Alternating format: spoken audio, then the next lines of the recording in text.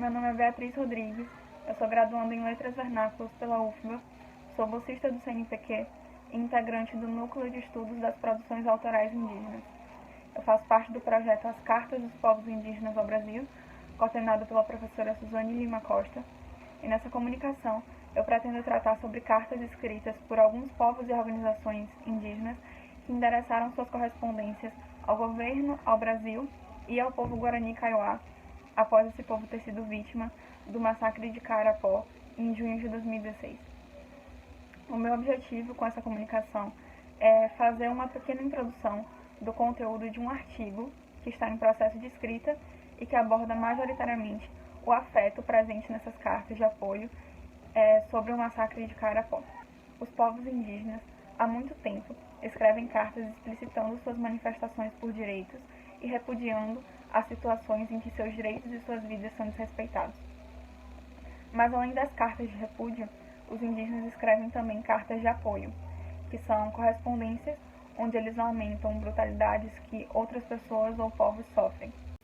Eu trarei 2 exemplos de cartas, uma escrita pelo CIR, Conselho Indígena de Roraima, e outra escrita por alguns movimentos e povos, publicadas nos dias 14 e 15 de junho. A carta escrita pelos movimentos indígenas tem o seguinte trecho: exigimos a apuração de mais essa barbárie e reafirmamos que sempre estaremos ao lado dos povos indígenas do Brasil, os verdadeiros defensores da vida. Acreditamos que os povos indígenas são os únicos que podem nos indicar o caminho para a superação dos graves problemas socioambientais, culturais, políticos e éticos que atualmente vivemos nesse país.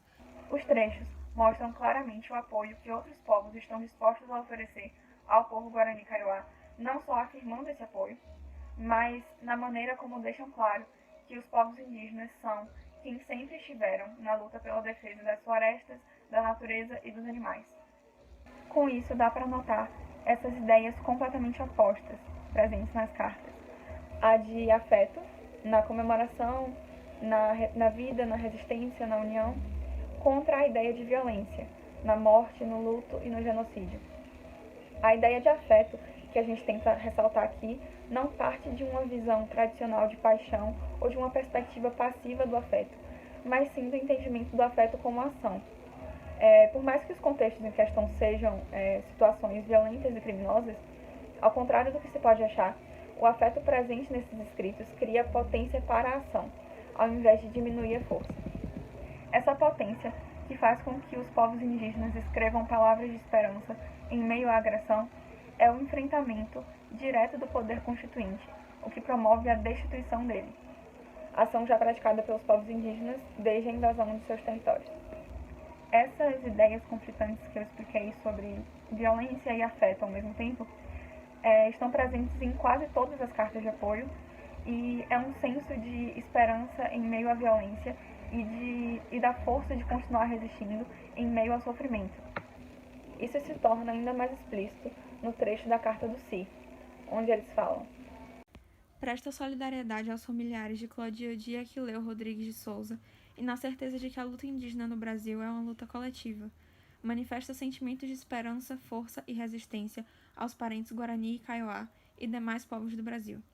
Essa solidariedade parte de um lugar de entendimento, de ter vivido as mesmas violências, o que fica explícito em outro trecho da mesma carta, mas podemos sentir na pele a dor da violência, da morte, a agonia da perseguição, sobretudo da falta de sensibilidade e respeito humano que nos afetam cotidianamente.